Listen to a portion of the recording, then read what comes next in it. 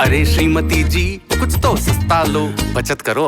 नहीं श्रीमान जी, सब बढ़िया लो, रहने दीजिए। इसमें क्या खास बात है? थोड़े में ज्यादा स्वाद, यही तो है इसकी खास बात। वाह मामा, क्या स्वाद है। अरे मेरे राजा, सबका राजा आर मसाला। अब उत्तर चाहिए brought to you by R pure का हल्दी मसाला, मिर्च धनिया करे कमाल, सबका राजा आर प्योर मसाला।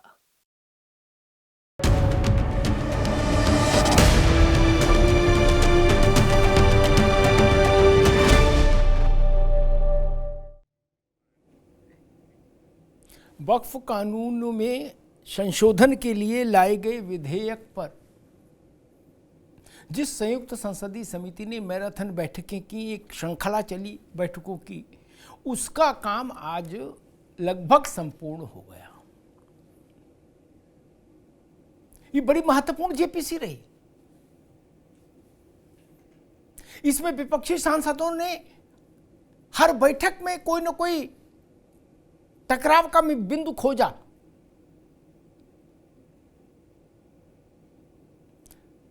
गाली गलौज की स्थिति भी आई और चोट चपेट लगने वाली स्थितियां भी बनी बैठक के भीतर। 10 सदस्य सांसद निलंबित भी हुए, लेकिन अंततः वक्फ पर जेपीसी अपने अंतिम पड़ाव तक पहुंच गई।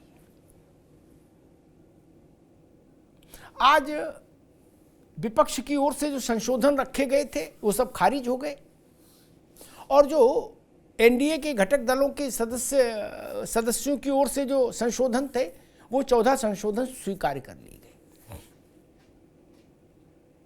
अभी वक्फ कानून पर जेपीसी की जो प्रोसीडिंग हुई है उसके आधार पर जगदंबिका पाल की अध्यक्षता वाली इस जेपीसी ने 500 पन्नों की रिपोर्ट तैयार कर ली है। 500 पन्नों से अधिक की रिपोर्ट तैयार हो गई। विपक्षी सदस्य अगर इसमें कुछ अपनी असहमतियों का नोट देंगे तो वो भी इस रिपोर्ट का हिस्सा बनाया जाएगा। लेकिन अब रिपोर्ट पेश किए जाने की स्थिति तक जा रही है। बहुत संभव है कि संसद के बजट सत्र में वक्फ कानून में संशोधन का चिर प्रतीक्षित विधेयक ले आए सरकार, जेपीसी की सिफारिशों के अनुरूप। विपक्षी दल अभी भी आरोप प्रत्यारोप में उलझे हुए हैं। इतना समय विचार विमर्श के लिए मिला। जेपीसी का मतलब होता है जिसमें हर पार्टी का आदमी हो, सब पार्टियों के लोग हो। इतनी बैठकें हुई, उसके बावजूद भी समाजवादी पार्टी के रामपुर से जो एमपी जीते हैं वो जेपीसी के मेंबर हैं, मौलाना साहब। वो कह रहे हैं कि डेमोक्रेसी की हत्या हो गई जेपीसी में। पार्लियामेंट लोकसभा में सरकार बिना जेपीसी में जाए सीधे पारित कराए तो भी आपके लिए लोकतंत्र की हत्या, और जेपीसी बनाने के बाद चीजें आगे बढ़े तो भी लोकतंत्र की हत्या। तब लोकतंत्र कैसे बचेगा आपके हिसाब से? आपके मन की हो तो लोकतंत्र बचा और आपके मन की न हो तो लोकतंत्र खत्म। ये खतरनाक संकेत है। लेकिन वक्फ पर जो जिस बदलाव की मांग देश भर से हो रही थी उस बदलाव का समय अब आ गया, ऐसा लग रहा है। एक तरफ ये वक्फ पर ये बड़ा डेवलपमेंट है और दूसरी तरफ सनातन बोर्ड की मांग जो कथावाचक देवकीनंदन ठाकुर और उनके साथ कुछ साधु संतों ने उठाई है, उस पर आज संगम क्षेत्र में देवकीनंदन ठाकुर के अपने शिविर में संतों की बैठक भी हो रही है कि जैसे वक्फ बोर्ड है वैसे सनातन बोर्ड बने, राष्ट्रीय सनातन बोर्ड, सेंट्रल वक्फ बोर्ड की तरह। लेकिन ऐसा कोई राष्ट्रीय स्तर पर बोर्ड बने इसकी संभावना कम है।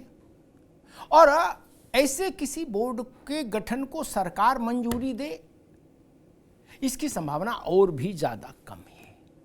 अभी तो यही देखना है कि क्या देवकीनंदन ठाकुर के प्रस्ताव पर संतों की, साधु संतों की, धर्माचार्यों की, महामंडलेश्वरों की, सभी की सहमति आ पाती है कि नहीं। और जब सबकी सहमति आ जाए तो उसके बाद फिर सरकार की सहमति चाहिए। सरकार की सहमति, अव्वल तो साधु संतों की सबकी सहमति कठिन, और उससे भी ज़्यादा फिर कठिन हो जाएगी सरकार की सहमति। हमारे साथियों ने एक रिपोर्ट तैयार की है इस वक्फ के सारे बखेड़े पर और सनातन बोर्ड की मांग को लेकर जो स्थितियां बन रही हैं उस पर। पहले उस रिपोर्ट को देखिए, फिर मेहमानों से परिचय कराते हैं और फिर बहस में चलते हैं।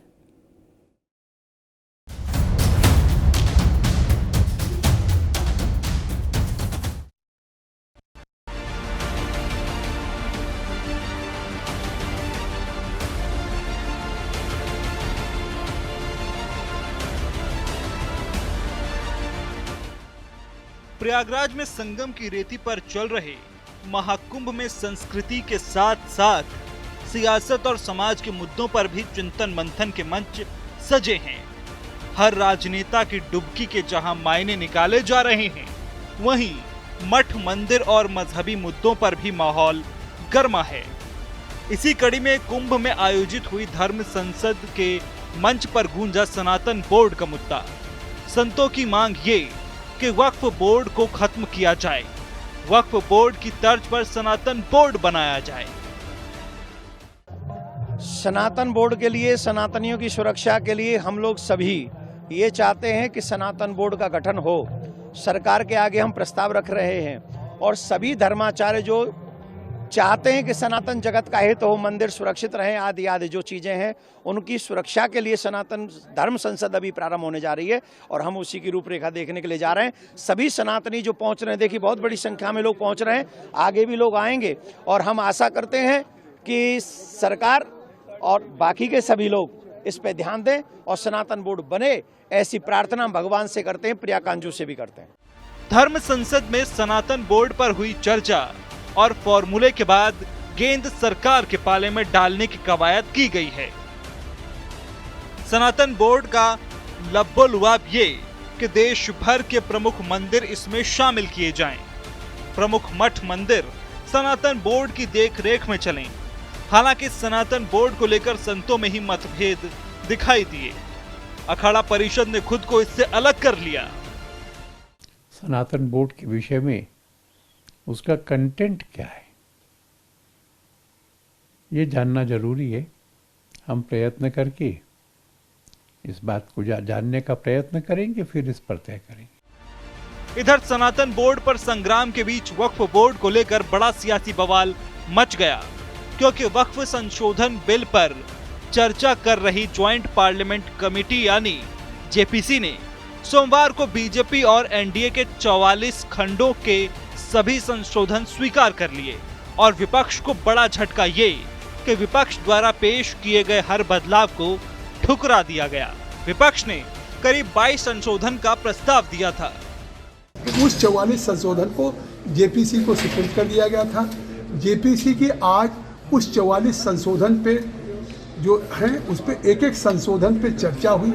इसके पहले हमने 6 महीने के सारे डिटेल डिस्कशंस के बाद सभी सदस्यों से हमने संशोधन मांगे थे। यह हमारी अंतिम बैठक थी कि उस 44 संशोधन पे आप इस पे सहमत हैं या इस पे असहमत हैं। तो सभी सदस्यों के द्वारा, चाहे किसी पक्ष के हों, उन लोगों ने अपने संशोधन दिए थे और आज उसमें जो हमारे कुछ सांसदों के द्वारा दिए गए थे उसमें 14 क्लाजेज पे या 14 संशोधनों में संशोधन स्वीकार हुआ है। वो भी संशोधन मूव करने पे वोटिंग के बाद बहुमत के आधार पर। वक्फ के मसले पर विपक्ष को ये दूसरा झटका है। पिछली बैठक में हंगामे के बाद विपक्ष के करीब 10 सांसद निलंबित हुए थे। अब तमाम प्रस्ताव दरकिनार करने के बाद विपक्ष ने आरोप लगाए कि हमारी बात ही नहीं सुनी जा रही। इस पर जल्दबाजी में इतनी तेजी से जो बीजेपी इस बिल को जेडब्ल्यूसी से खत्म करा के पार्लियामेंट लाना चाह रही है, ये हमको समझ में नहीं आ रहा है। जबकि पार्लियामेंट में रेजोल्यूशन पास होकर मोशन पास हुआ जिसमें पार्लियामेंट ने इस बात की मंजूरी दी कि बजट सेशन के आखिरी दिन तक इस कमेटी को ये मैंडेट मिला कि अपनी रिपोर्ट दे सके। 31 तारीख से पार्लियामेंट शुरू हो रहा है और इस कमेटी के रिपोर्ट को फाइनलाइज करने का हैफेजर्ड तरीके से प्रोसेस शुरू हो गया। ये पूरी तरीके से संविधान के धज्जियां उड़ाने वाला कानून होगा। हमें संविधान ने अधिकार दिया है अपने धार्मिक कृत्यों को करने का, अपनी धार्मिक संस्थाओं के प्रबंधन करने का। आपने सब कुछ छीन लिया हमसे। कहा था पहले भी हम राम के पंचायत हैं, हमें शामिल करो ना राम मंदिर ट्रस्ट के अंदर। आप नहीं करोगे तो आप यहां करने की बात क्यों कर रहे हो? बहरहाल वक्फ बोर्ड पर मचे संग्राम के बीच सनातन बोर्ड के प्रस्ताव ने नया मुद्दा छेड़ दिया है।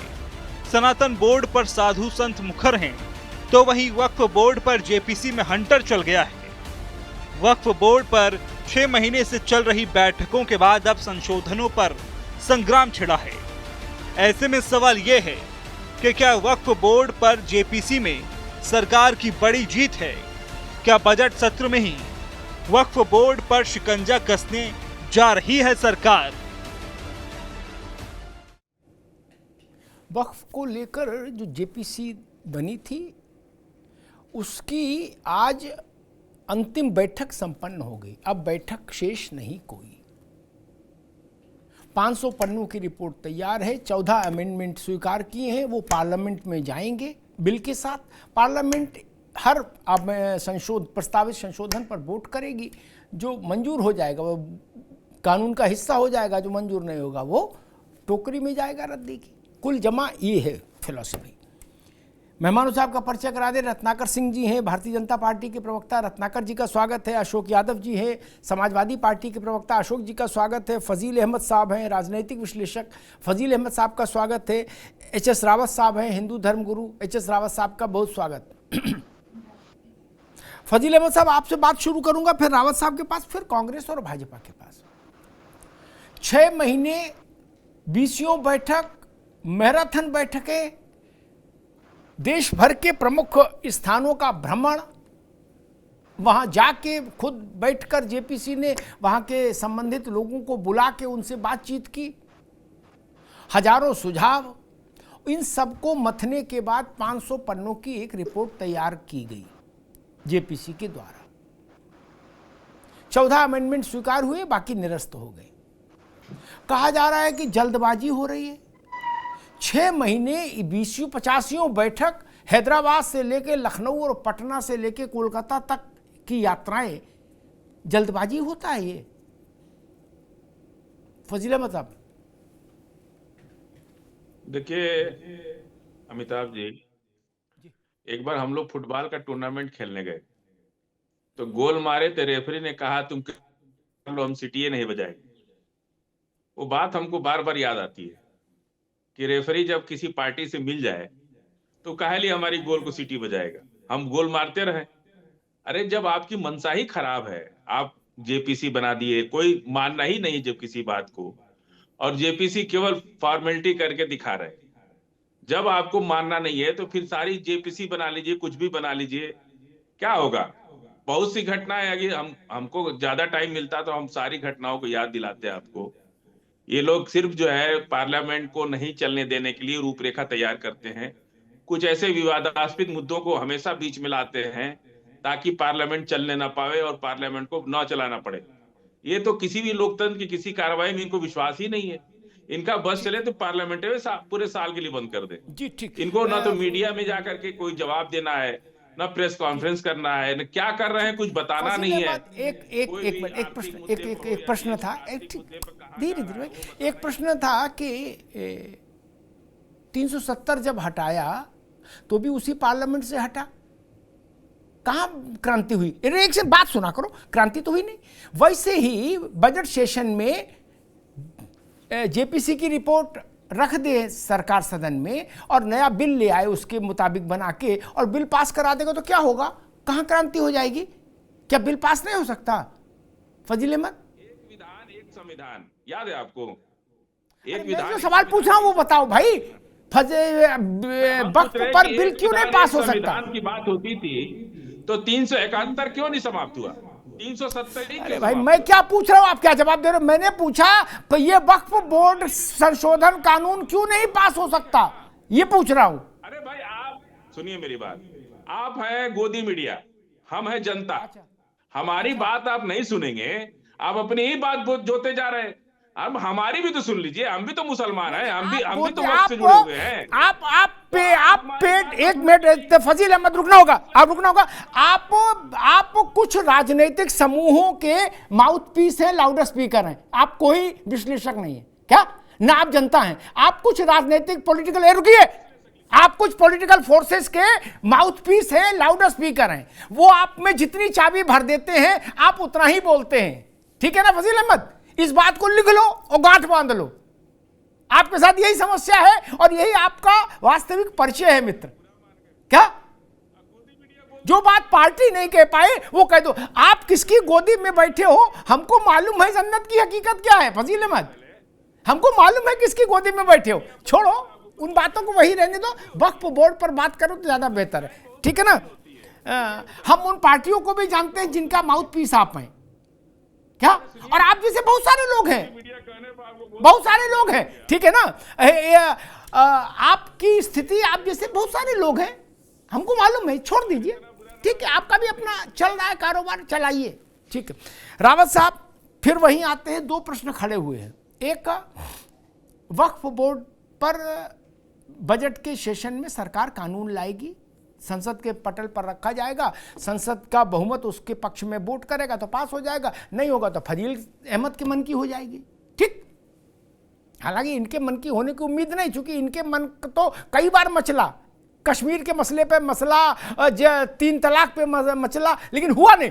भारत की संसद ने सारे कानून बनाए और पारित किए, है ना? लेकिन फिर भी उम्मीद पर दुनिया कायम है। और दूसरा मसला है सनातन बोर्ड। राव साहब, सनातन बोर्ड में दो बातें आ रही हैं। एक तो आ रहा है कि संतों में एक राय नहीं, अखाड़ा परिषद ने अपने को अलग कर लिया। अखाड़ा परिषद के अलग करने का मतलब बड़ा हो जाता है। अगर अखाड़ा परिषद ने सनातन बोर्ड की मांग से अपने को अलग कर लिया तब तो स्थिति बहुत खराब हो गई, मांग फिर कमजोर हो जाएगी, क्योंकि अखाड़ा परिषद सांगठनिक तौर पर सनातन का सबसे बड़ा संगठन है। 13 अखाड़ों का अपेक्स वाली सर्वोच्च संगठन अखाड़ा परिषद। रावत जी। अमिताभ जी, एक बार ना विश्वनाथ प्रताप सिंह जब चुनाव हुए थे उस समय वो हार रहे थे, तो ताऊ देवीलाल बहुत बुरी तरीके से हरियाणा में हार रहे थे। तो उनसे पत्रकार पूछ रहे थे कि ताऊ जी आप तो बहुत बुरी तरीके से हार रहे हैं, कि पूरा हरियाणा हार चुके हैं। बोला अभी रोहतक बाकी है, अभी तो सोनीपत भी बाकी है। पत्रकारों ने पूछा वो भी हार गए। कहता अरे भैया चुनाव का रिजल्ट तो आने दो, तभी तो बताऊंगा कि हमारे एक नहीं हारे हैं। फजील साहब का क्या है कि जब इनसे कोई प्रश्न पूछो ना तो उसको आए वाए करते हैं और फिर बोलते हैं गोदी मीडिया है। अरे भैया जब आपसे प्रश्न पूछें, आप में प्रश्न का जवाब देने की हिम्मत नहीं है तो आप क्यों बिना मतलब के पत्रकारों को घसीटते हो? इससे यह पता चलता है कि आपकी मानसिक IQ लेवल बहुत कम है, कि आपके पास वो शब्द नहीं, आपके पास वो ज्ञान नहीं है कि आप उतना जवाब दे सको। जब फ्रस्ट्रेट होते हो तो उठा करके अमिताभ जी को बोल दिया कि आप गोदी मीडिया हैं। अरे जवाब का सामना करो ना, जवाब दो उनसे, अगर वो पूछ रहे हैं आपसे। अब मैं अपनी बात पे आता हूँ। गोदी मीडिया कोई बुरी चीज है क्या? सरकार के साथ ये मेरे साथ ड्रामा नहीं फजील अहमद, ये ड्रामा दूसरी जगह करना ना, हम घर तक छोड़ के आते हैं। ये मेरे साथ नहीं, ये गलत फहमी के शिकार मत बनो। मेरे साथ नहीं, राव जी रुकिए, मेरे साथ नहीं कर सकते आप, समझिए वो दूसरे पत्रकार होंगे, दूसरी जगह करना है ड्रामा, मेरे साथ नहीं। मैं घर तक छोड़ के आऊंगा, पूरा इतिहास भूगोल बता दूंगा कि यही आपका, समझ गए ना आप? हिंदी में मेरे साथ नहीं, ये दूसरे होंगे जहां ये खेल खेलना जाके हंसते हुए। मेरे साथ करोगे मैं पूरी कुंडली यहां बांट दूंगा, चेहरा खराब हो जाएगा। इसलिए वहीं रहो जहां हो, जहां हो और जितने हो वहीं रहो। मैं पूरी कुंडली बांट दूंगा, चेहरा खराब हो जाएगा, हंसने लायक नहीं रहोगे।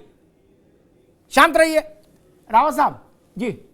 मैं ये कहना चाह रहा था, अमिताभ जी जैसे वरिष्ठ पत्रकार जिन्होंने इतने साल का अनुभव है, जिनसे हमें कुछ सीखने को मिलता है। अपनी बात करो, हमने बोल दिया जो बोलना था उनको। जी राव साहब। अब मैं अपनी बात पे आता हूँ, वक्फ बोर्ड के ऊपर भी आता हूँ, सनातन बोर्ड के ऊपर आता हूँ। अगर अखाड़े सनातन बोर्ड से अलग होते हैं तो सनातन बोर्ड का कोई महत्व नहीं रह जाता, क्योंकि सनातन की देखरेख, सनातन की जिम्मेवारी, रक्षा की जिम्मेवारी, धर्म की रक्षा जो जिम्मेवारी है वो हमारे चारों शंकराचार्य और अखाड़ों के पास है।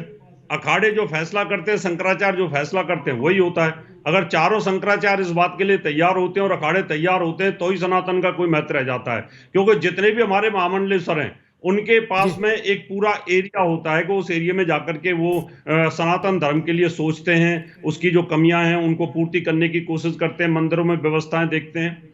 अगर बोर्ड बन जाता है तो इतना बड़ा है कि सनातन बोर्ड पूरा विश्व का बनेगा, खाली हिंदुस्तान का तो बनेगा नहीं, क्योंकि सनातनी तो आजकल पूरे विश्व के अंदर फैल रहे हैं और लोग कन्वर्ट भी हो रहे हैं। तो इसलिए मुझे लगता है कि ये मामला डाउटफुल है। अपने आप को चमकाने के लिए, आगे बढ़ने के लिए, या तो सनातन बोर्ड का कोई प्रारूप हो कि इस प्रारूप पे हम काम करेंगे, इस प्रकार से इसको चलाया जा सकता है। एक बहुत बड़ा नेटवर्क है, हजारों करोड़ों रुपए का दान आता है, उसकी देखरेख कैसे हो सकती है? इसके लिए बहुत बड़ा इंफ्रास्ट्रक्चर चाहिए, बहुत बड़ा नेटवर्क चाहिए, बहुत बड़े कर्मचारी चाहिए। वो कोई रूपरेखा भी इनके पास है नहीं। तो देवकी नंदन जी रावत साहब, अभी परसों मुख्यमंत्री योगी आदित्यनाथ ने संगम में ही एक संत सम्मेलन में कहा था कि सनातन इतना बृहद और विशाल है कि उसको छोटे मोटे बोर्ड में बांधने की कोशिश मत करिए। 2 दिन पहले ही धर्म संसद तो आज हो रही है, 2 दिन पहले ही मुख्यमंत्री इस बात का संदेश दे चुके थे कि सरकार बोर्ड के प्रस्ताव के पक्ष में नहीं। रावत साहब, नहीं, उनकी बात बिल्कुल ठीक है और वही मैं भी कहना चाह रहा हूं कि सनातन तो फैलेगा भी और बढ़ेगा। जिस प्रकार से सोशल मीडिया के लोग, विदेश के लोग, सभी लोग यहाँ पर कुंभ स्नान करने के लिए आ रहे हैं, उसको जानना चाहते हैं, सनातन धर्म की प्राण प्रतिष्ठा को जानना चाहते हैं, मूर्ति पूजा को जानना चाहते हैं, योग, ध्यान और साधना, मेडिटेशन को जानना चाहते हैं। तो धीरे धीरे जितना मीडिया फैलेगा, सोशल मीडिया फैलेगा, उतना लोग सनातन की तरफ दोबारा आकर्षित हो रहे हैं। और उसको अगर हम बोर्ड के अंदर बांध देते हैं तो मुझे लगता है फिर पूरे वर्ल्ड के अंदर ही सब जगह जहां सनातनी हो, सब जगह एक बोर्ड गठित करने पड़ेंगे। तो वो मुझे लगता है बहुत बड़ा नेटवर्क है, एक पैरेलल टू गवर्नमेंट हो जाएगा। तो मुझे लगता है कि इतना बड़ा नेटवर्क को संभाल पाना बड़ा टेढ़ा काम, इतना आसान काम नहीं है, क्योंकि छोटी मोटी चीजें नहीं संभाली जाती तो हम नेटवर्क को कहां से संभाल पाएंगे। ठीक बात है। अशोक यादव जी, वक्फ का कानून बजट के सत्र में संसद में आ जाएगा, इस बात के संकेत मिल रहे हैं, क्योंकि जेपीसी ने अपनी रिपोर्ट तैयार कर ली है। लगभग 500 पन्नों की रिपोर्ट है। अब अगर कोई असहमति देगा तो असहमति के जितने पन्ने होंगे वो भी उसमें जुड़ जाएंगे। तो जेपीसी की मूल रिपोर्ट 500 पन्नों की जो लगभग तैयार है, जो देनी है, स्पीकर को सौंपनी है और उसके बाद सरकार के पास और सरकार से लोकसभा के पटल पर। मैं आपके सांसदों को सुन रहा था जो उसमें मेंबर हैं, वो लोग कह रहे थे कि भाई रामपुर वाले सांसद कह रहे थे कि ये तो लोकतंत्र की हत्या है और हमारे वक्फ की संपत्ति को हथियाना चाहती है सरकार। 6 महीने यानी कितनी अनगिनत बैठकें हुई, देश भर में दौरे हुए, संबंधित पार्टियां आके मिली या उनसे जेपीसी जाके मिली। उसके बाद भी जेपीसी इसीलिए बनी थी कि भाई सब लोग बैठ लेंगे एक साथ तो विवाद खत्म हो जाएगा, नहीं तो संसद में उसी दिन पारित हो सकता था कानून। लेकिन यहां तो फिर वही ढाक के 3 पात। अशोक जी,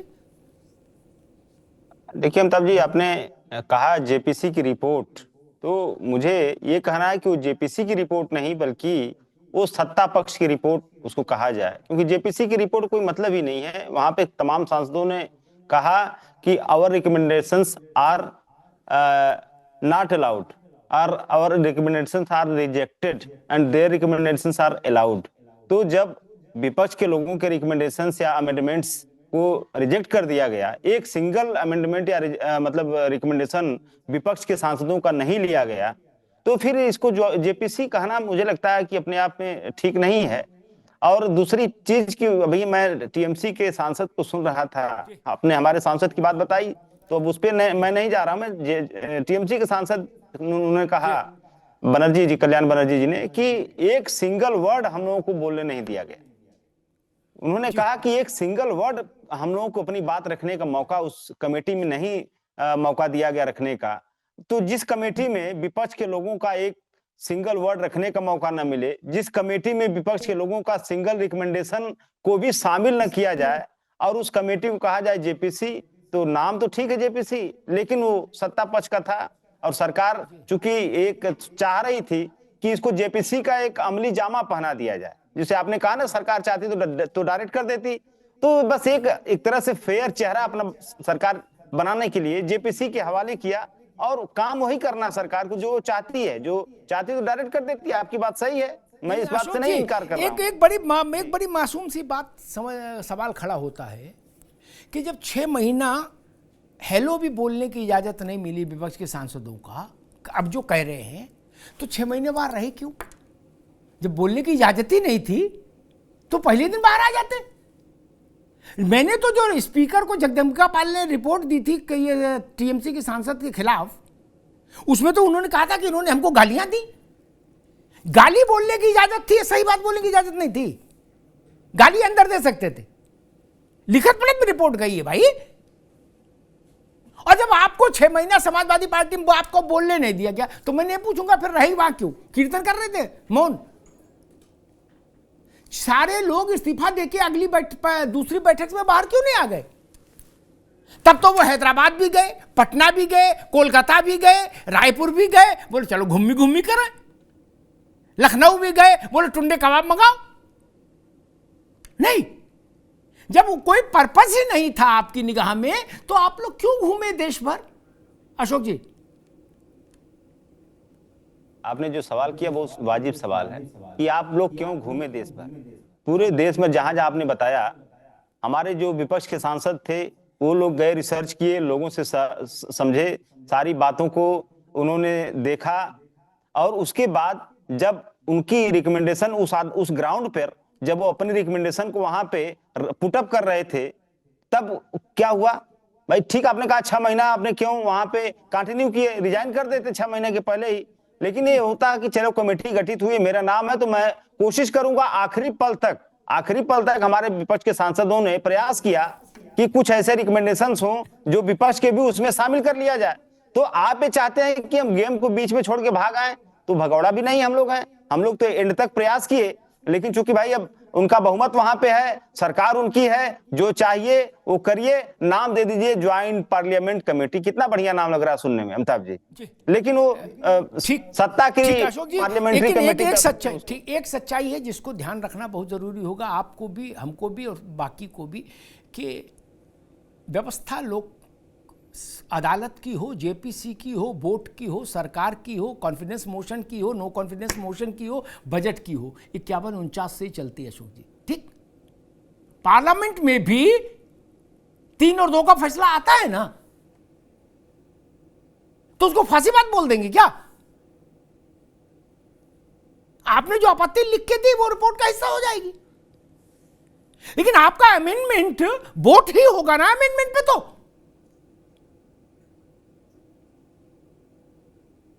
और मान लीजिए पार्लियामेंट में भी आप अमेंडमेंट लाओ, अखिलेश जी भी पार्लियामेंट में कोई अमेंडमेंट लाएं, तो उसके लिए उनको मेजॉरिटी जुटानी पड़ेगी ना, तभी ना अमेंडमेंट उनका पास होगा। ऐसे तो नहीं होगा कि ये सपा के नेता है इसलिए स्वीकार कर लो, नहीं ना, या ओवैसी है इसलिए स्वीकार कर लो, नहीं ना।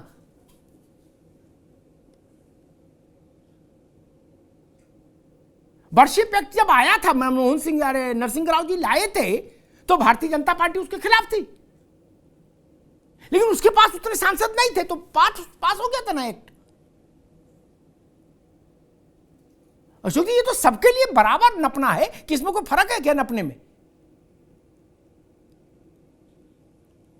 100 का 100 वोट कहां पड़ा, किस विषय पर पड़ा? 100% एक साथ। का जम्मू कश्मीर भारत का अविभाज्य अंग है, इस पर एक बार सर्वसम्मत प्रस्ताव आया था, बस। गलत तो नहीं कह रहा अशोक जी? उसके बाद तो 49-51 से ही चलती है सरकारें देश भर में, दुनिया भर में। सुप्रीम कोर्ट, हाई कोर्ट के फैसले 49-51 से आते हैं। उसको कोई ये कहे हमारी सुनी नहीं गई, 2 जज ये कहने लगे, मान लीजिए, आप कल्पना करिए, मान लीजिए राजनेताओं के वक्तव्य सुन के जज ये सोच ले और ऐसा बयान जारी करने लगे, हमारी तो सुनी नहीं गई भैया, हमें किनारे कर दिया गया, तो क्या स्थिति, कितनी हास्यास्पद स्थिति बनेगी? नहीं,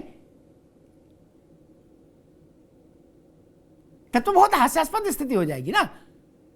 तरीका ही ये है और हर शासन में यही तरीका रहा, right from Pandit ji to Narendra Modi, right from Govind Ballabh Pant Uttar Pradesh to Yogi Adityanath. जब विश्वास मत आता है अशोक जी, तब भी 49-51 का ही खेल है। बजट पास होता है तब भी 49-51 का ही खेल है। इससे कोई अतिरिक्त बात हो तो चिंता की हो सकती है। रत्नाकर सिंह जी, दो विषय, एक विपक्ष कह रहा है कि ठीक है 6 महीने बैठक चली, 6 महीने का कार्यकाल रहा, जेपीसी का तमाम बैठकें हुई, दौरे हुए, सब हुआ, लेकिन अब ये लोकतंत्र की हत्या है कि हमारी बात नहीं सुनी गई। एक दूसरा विषय आता है सनातन बोर्ड का।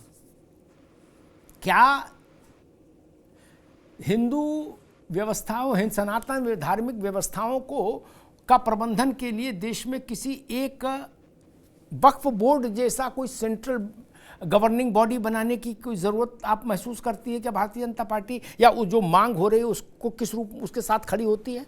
रत्नाकर जी।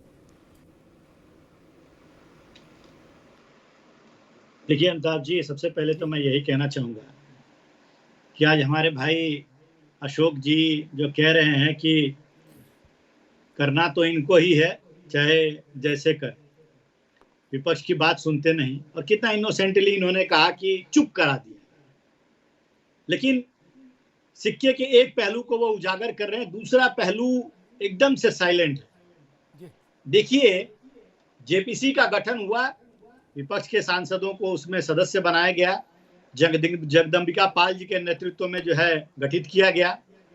6 महीने से लगातार, आपने भी कहा कि 6 महीने से लगातार मीटिंग हो रही है, कई दौर की बैठकें हुई, बहुत सारे डिस्कशन हुए, चर्चा हुए।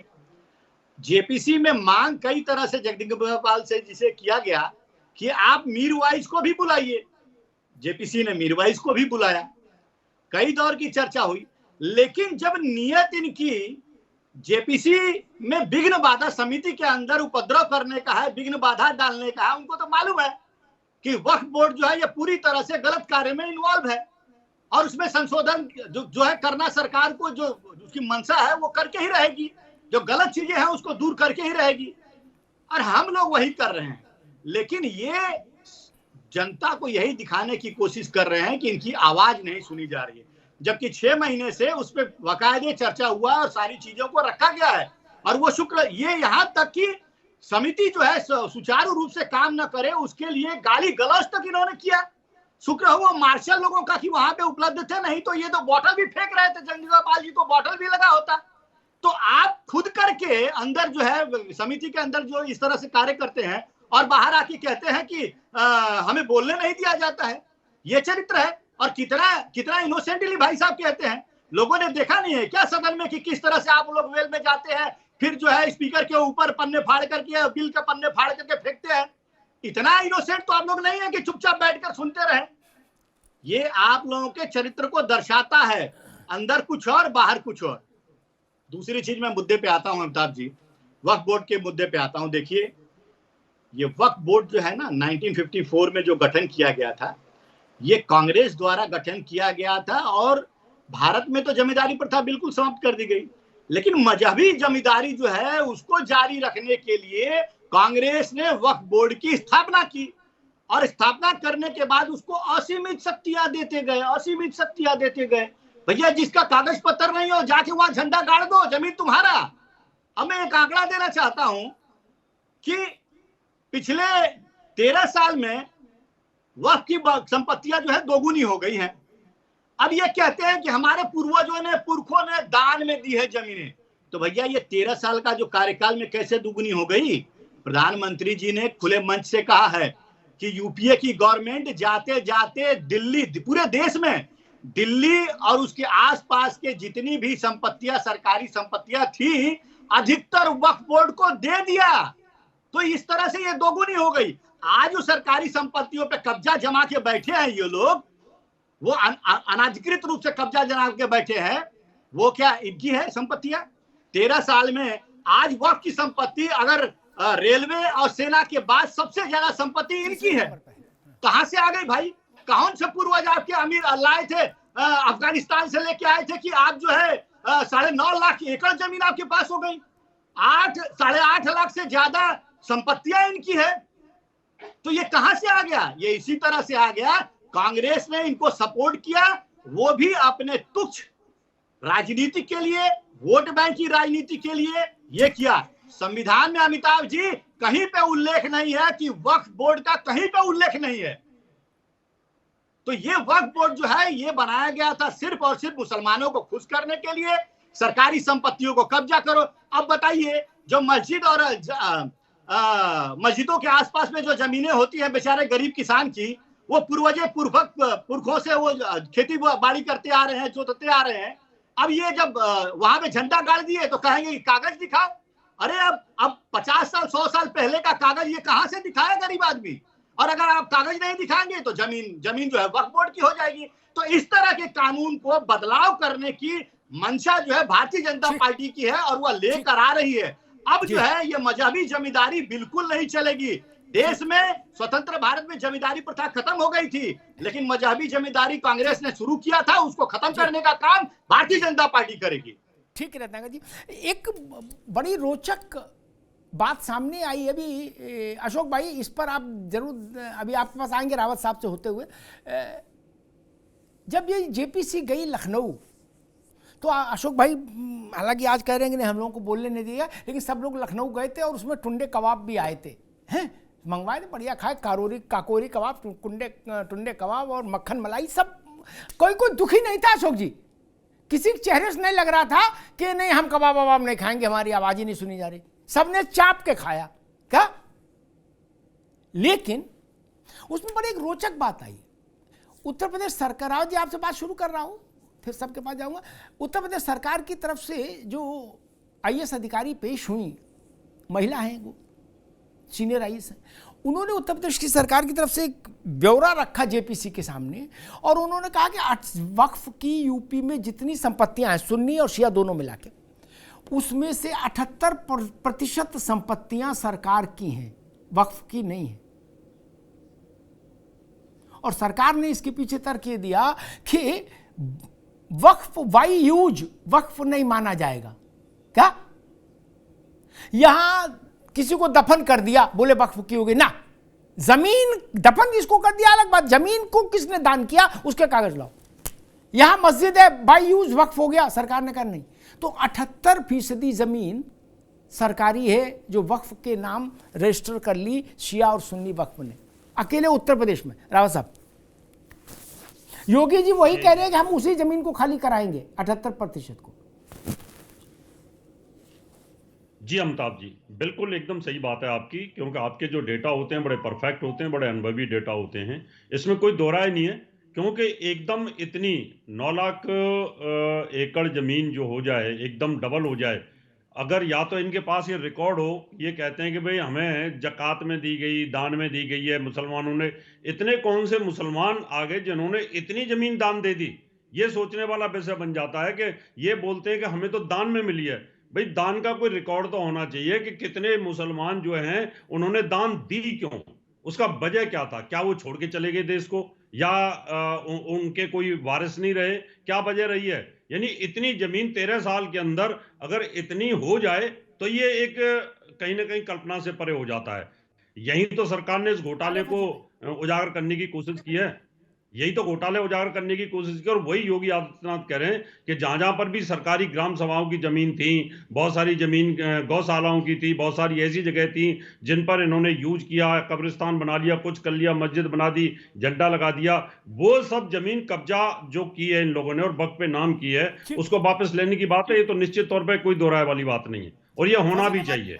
फजील भाई, वही प्रश्न मेरा आपसे भी कि वक्फ बाई यूज यूपी सरकार ने कहा ये नहीं माना जाएगा।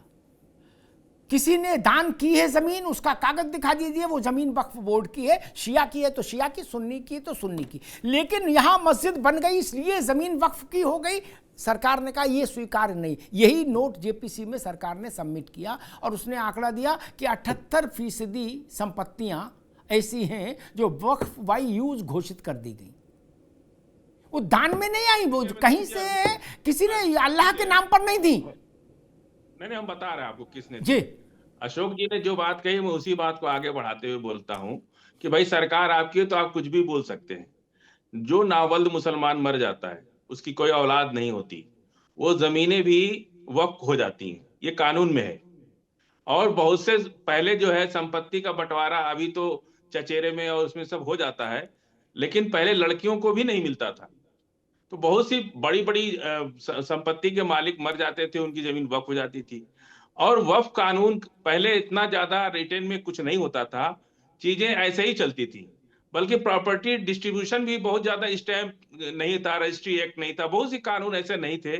वो धीरे धीरे वो संपत्ति बढ़ते बढ़ते यहाँ तक चली आई। और रहा सवाल कानून का, और एक का बिल आ रहा है, वक्फ बोर्ड पे एक बिल आ रहा है। पूरे देश में एक वक्फ काउंसिल होता है जो एक सीनियर आईएएस होता है। वक्फ काउंसिल पूरे देश के वक्फ बोर्ड को मॉनिटरिंग करता है। वक्फ काउंसिल पिछले 4 साल से वो पद खाली है, उस पर अभी तक किसी की नियुक्ति नहीं हुई। 4 साल से ऊपर जो थे वो रिटायर हो गए, उसके बाद उस पर किसी की नियुक्ति नहीं हुई और पूरे देश में बवेला मचा है जब वक्फ काउंसिल ही नहीं है। मान लीजिए आप डिफेंस पे बिल ला रहे हैं और डिफेंस सेक्रेटरी ही कोई पोस्ट नहीं है, तो बिल लाएगा कौन? बिल तैयार कौन करेगा? उसके बारे में गंभीरता से समझेगा कौन?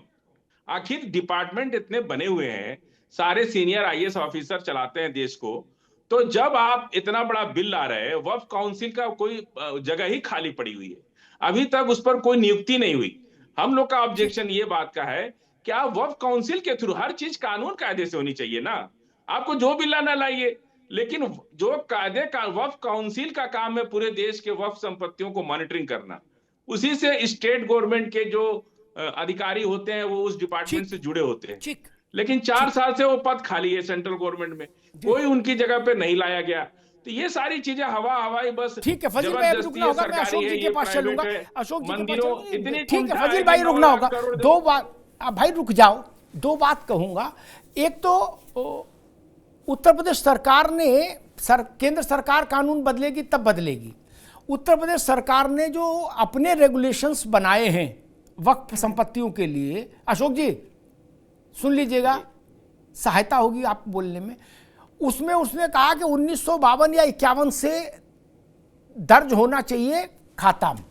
तब तक तो लिखा पढ़ी रजिस्टर तो आ ही गया था लेखपाल पटवारी का, ठीक, तहसील का। बोले वहां से ही दिखा दो।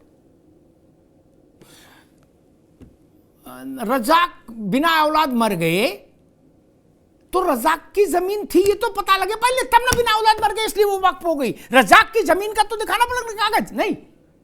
इसीलिए सरकार ने जो डाटा जमा किया कमेटी को, उसमें उसने कहा 78% जमीन इसलिए वक्फ की मान ली गई और उनके खाता में जोड़ ली वक्फ ने अपने, क्योंकि वहां मुस्लिम धार्मिक काम हो रहा था। दरगाह थी, खानखाह थी, मस्जिद थी। तो सरकार ने कहा यह स्वीकार्य नहीं होगा। जमीन बाकायदा वक्फ हुई हो धार्मिक आधार पर तभी माना जाएगा। इसमें तो कोई गलत बात नहीं अशोक जी। भाई वक्फ का एक व्यवस्था है ना इस्लाम में कि वक्फ कैसे होगी जमीन, उसका एक रिचुअल है, उसकी एक परंपरा है, उसका एक विधान है। और सरकार कह रही जो जमीन उस विधान से होकर नहीं गुजरी वो जमीन सरकार की है।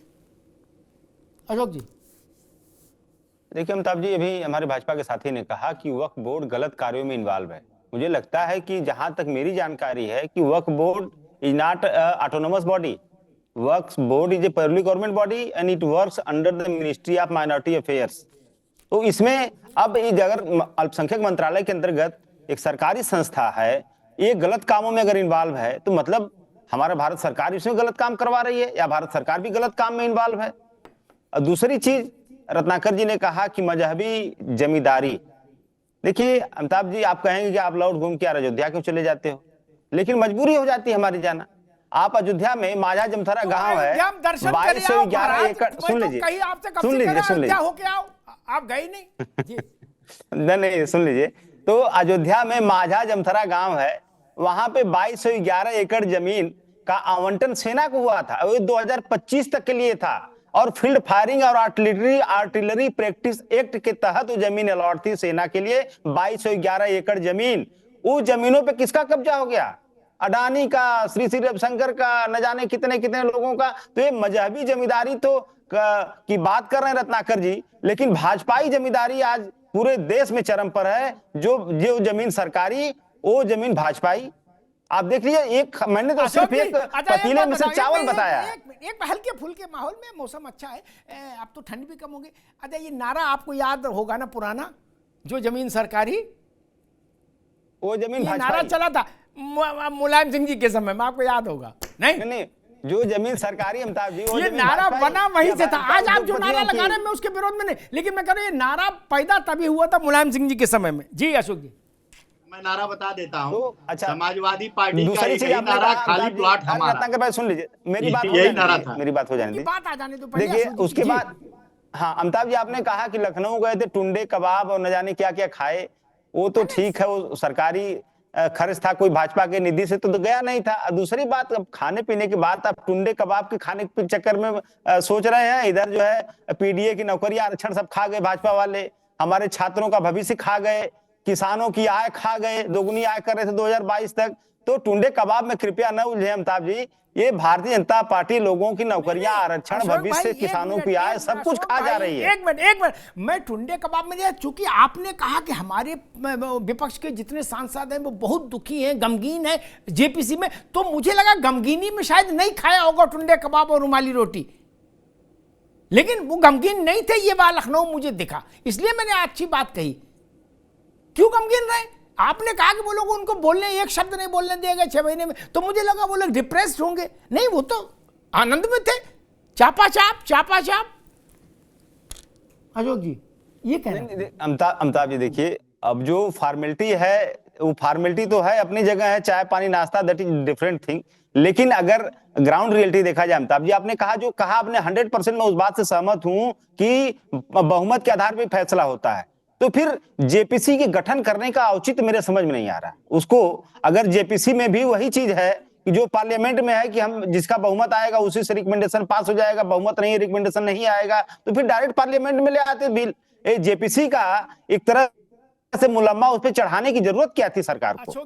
ये बात हजम नहीं हो रही है। जेपीसी क्यों? एक बात कहता हूं, जेपीसी पर अभी चर्चाएं बहुत होंगी, लेकिन ये बात सबको याद रखनी चाहिए। भारत में आपको पता है सबसे बीभत्स किस्म का जेपीसी रिपोर्ट कब आई थी अशोक जी? मुझे कहना पड़ेगा, आज आपके अलायंस के जो लीडर हैं कांग्रेस पार्टी, वो उसके राजीव गांधी लेके आए थे। वी शंकरानंद नाम के व्यक्ति उसके अध्यक्ष थे। कांग्रेस की मेजॉरिटी, तो मेजॉरिटी भी ऐसी वैसी नहीं थी, 415 क्या 90% उनके सदस्य, 10% में, बाकी पूरी पार्लियामेंट जेपीसी में आई। क्या उन लोगों ने जो कुछ लिखना था लिख दिया। पूरे विपक्ष के सारे लोग इस्तीफा दे गए। नोट करिए अशोक जी, विपक्ष के सारे लोगों ने इस्तीफा दे दिया। काकोरी कबाब नहीं खाया, टुंडे कबाब, इस्तीफा ही दे दिया, समझिएगा। और जब रिपोर्ट आई, शरद यादव भी उसके मेंबर थे, जब रिपोर्ट आई लोकसभा में टेबल की गई, तो मैं वहां था मीडिया गैलरी में अशोक जी, क्या गूगल की बात नहीं, ऐसे सदस्य, विपक्ष के सदस्यों ने ऐसे फाड़ के ऐसे उड़ाई, फिर भी रिपोर्ट टेबल की गई, लोकसभा ने स्वीकार कर ली। अशोक जी, ऐसा महान कार्य कांग्रेस कर चुकी है, जिसके नेतृत्व में खड़े होकर आज आप ये कह रहे हो कि नहीं जेपीसी में देखिए लोकतंत्र नहीं चल रहा। अशोक जी, देखिए अमिताभ जी, आपने कांग्रेस का हवाला दिया, तो कांग्रेस पार्टी ने जो गलतियां किया उसी वजह से कांग्रेस पार्टी आज सत्ता में नहीं है। अगर कांग्रेस पार्टी ने लोकतंत्र का गला घोंटा या जो भी गलत सही काम किया, तो उसका दुष्परिणाम आज उसके सामने है ना। लेकिन भारतीय जनता पार्टी अगर अपने हर गलत काम को कांग्रेस के द्वारा किए गए कामों से जस्टिफाई करने की कोशिश करेगी, तो जनता है ना, जनता तो लेके तराजू तौलती है कि फिर आप तो उससे बड़े जो है गलत काम करने वाली पार्टी है भाजपा, जो लगातार आज ये देखिए, मैंने देखा एक ये हल्के फुल्के माहौल में ही मैं कह रहा हूं, आज मैंने देखा कि रुपए की वैल्यू अमिताभ जी 87 रुपए से नीचे चली गई। तो उसी समय अमित शाह जी डुबकी भी लगा रहे थे प्रयागराज में, गृह मंत्री जी, माननीय गृह मंत्री जी, और मेरे दिमाग में वो इंसिडेंट कौंधा कि जिस तरह से डुबकी लगा रहे हैं शाह जी, उसी तरह हमारा रुपया भी डुबकी लगा रहा है। तो कहीं ना कहीं जो समस्या है इस देश की, आर्थिक रूप से देश लगातार कमजोर होता जा रहा है। हमारे लोगों मतलब भारतीय जनता पार्टी जुड़े हुए लोगों ने हवन पूजन न जाने क्या क्या ट्रंप साहब के लिए ऑर्गेनाइज करवाए। और वो हमारे गांव में लोग कहते थे वो कौन ट्रंप, भोजपुरी में कौन ट्रंप है, वो बुलाइबा नहीं किया मोदी जी को, कहे हो भैया? तो हम कहें पता नहीं कहे नहीं बुलाया, तो अरे नहीं वो जो है झूठा विश्व पटल पे नाम मोदी जी कह रहे हैं चमक रहा, जो विश्व के सबसे बड़ा लोकतंत्र का पुराना अमेरिका बुलाया नहीं। आगे समाजवादी पार्टी को कांग्रेस के चलते हमेशा उलझन में रहना पड़ेगा। कल अखिलेश जी नहा के आए संगम, कल या परसों अच्छे से नहाए, फोटो खिंचाए, खुद बोले कि हमने 11 डुबकी लगाई, एक नहीं, प्रसाद पाए, अगलानंद जी महाराज का प्रणाम किया, अभिमुक्तेश्वरानंद जी महाराज के यहाँ प्रणाम किए। आज खड़गे जी ने बोल दिया कि गंगा में त्रिवेणी में नहाने की होड़ मची हुई है नेताओं में। क्या बवाल है? इससे देश की गरीबी दूर होगी। लो, भाजपा को लपेटा अखिलेश जी से मुफ्त में लपेट गए। कौ रहीम कैसे निभे बेर केर को संग, अखिलेश जी ने थोड़ा मैनेजमेंट करने की कोशिश की कि भाई यहां जाना जरूरी है, अयोध्या नहीं गए सो नहीं गए, लेकिन संगम तो चलो। और खड़गे जी बीच में आ गए। वो कह रहे संगम नहाने से समस्याओं का समाधान होगा, गरीबी दूर होगी। अखिलेश जी को संगम नहाए 48 घंटे नहीं हुए, खड़गे जी आ गए। क्यों? इसीलिए मैं कह रहा हूं कि बेडौलत रसा आपने उनके फाटत अंग। पहली बार कोर्स करेक्शन करने की कोशिश की सपा ने कि भाई चलो संगम चलना चाहिए, ताकि सनद रहे कि हम भी आए थे। और खड़गे जी ने प्रथम ग्रासे मच्छी का पाते, पहले को और मक्खी। अशोक जी बताइएगा अध्यक्ष जी को कि कांग्रेस वालों को समझा के रखें, थोड़ा टाइट करें। बताओ, ऐसी बात बोलने की क्या जरूरत थी कि संगम में नहाने से क्या होगा? अखिलेश जी वहां देश के लिए दुआ मांग के आए हैं, 11 डुबकी लगाए हैं। खैर, रत्नाकर जी फिर बात वहीं आकर खड़ी हो गई। वो कह रहे हैं कि आपकी हुकूमत है, आपका बहुमत है, चाहे जो कर लो, और जब यही करना था तो सपा करी पे जेपीसी बनाई क्यों? रत्नाकर जी। अमिताभ जी देखिए, अभी इनके ही साथी दल के नेता राहुल गांधी, एक हिंडनबर्ग की रिपोर्ट आई थी जिसमें देश में बहुत आर्थिक हाहाकार मचाने की कोशिश की थी, लेकिन वो नहीं, मैं वही जेपीसी की बात कर रहा हूँ। वो राहुल गांधी खुद हिंडनबर्ग के लिए जेपीसी गठित करके और जांच करने की मांग कर रहे थे। तो भैया, जेपीसी जब गठित होती है तो उसका कोई औचित्य होता है, लेकिन आप जाइए वहां पे, अपनी राय को रखिए। बहुत सारे लोग होते हैं वहां पे, जाते हैं, अपनी राय को रखते हैं, और कानून बनना नहीं बनना ये तो सदन तय करता है ना। बहुमत से पास होगा तो कानून बनेगा, नहीं पास होगा नहीं बनेगा। लेकिन जेपीसी में जब समिति बनती है उसमें आप अपनी बातों को रख सकते हैं ना। अब आप जब 6 महीना अपनी बातों को रखते हैं, जब आपको लग गया कि नहीं संशोधन तो होके ही रहेगा, फिर आप आकर कहते हैं कि हमारी बातें ही नहीं सुनी जाती है, ये तो मतलब दो अर्थी बातें हो गई। दूसरी चीज ये कह रहे थे कि मैं कह रहा था कि जो है वक्फ बोर्ड गलत काम में इन्वॉल्व है। मेरे कहने का तात्पर्य यही है कि वक्फ बोर्ड जितने भी हमारी देश में संपत्तियां हैं, संसद तक को कह देता है कि हमारी संपत्ति है, कुंभ क्षेत्र को कहता है कि ये हमारी संपत्ति है, दिल्ली के एयरपोर्ट को कहता है कि हमारी संपत्ति है।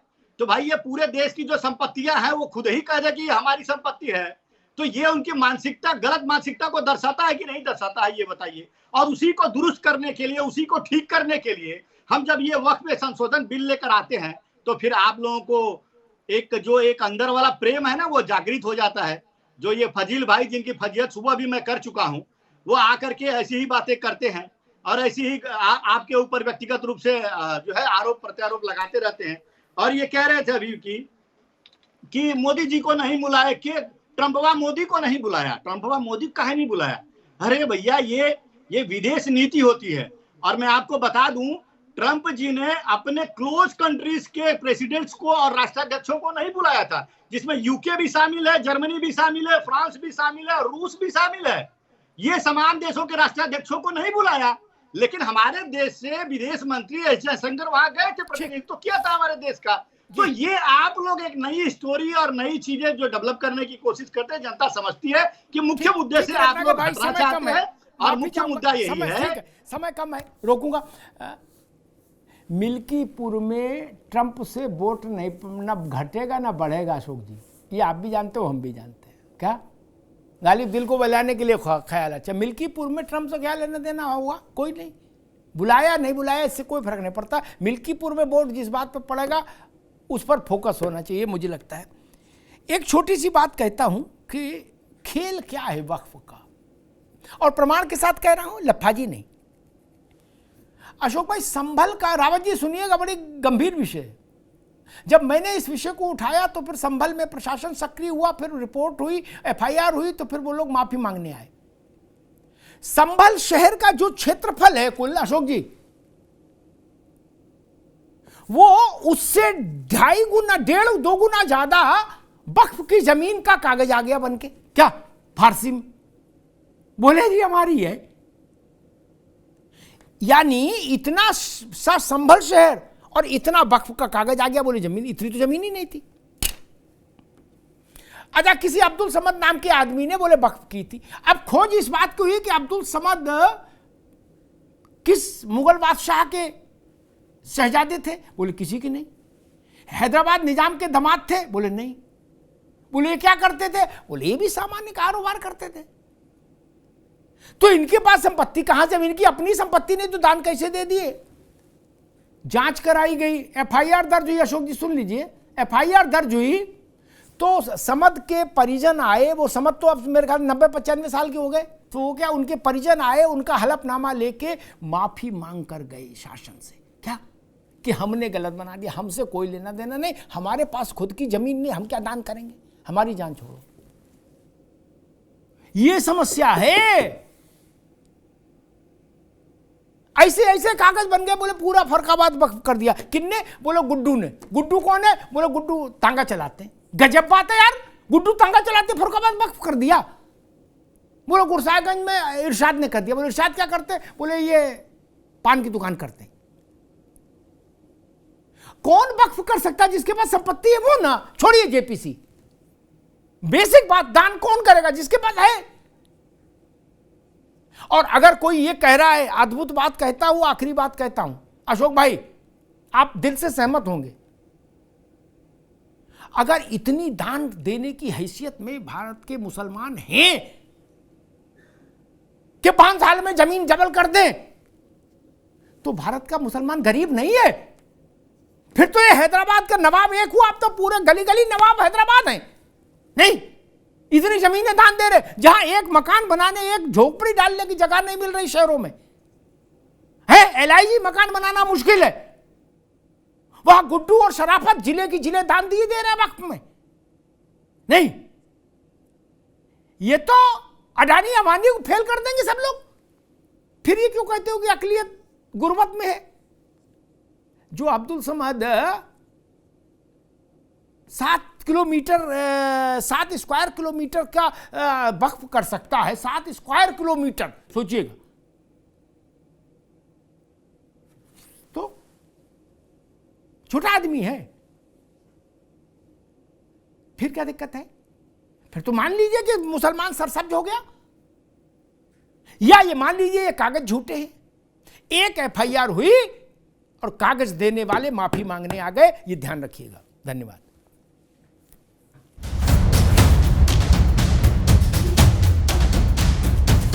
अब उत्तर चाहिए ब्रॉट टू यू बाय आरपीओर का हल्दी मसाला, मिर्च धनिया करे कमाल, सबका राजा आरपीओर मसाला।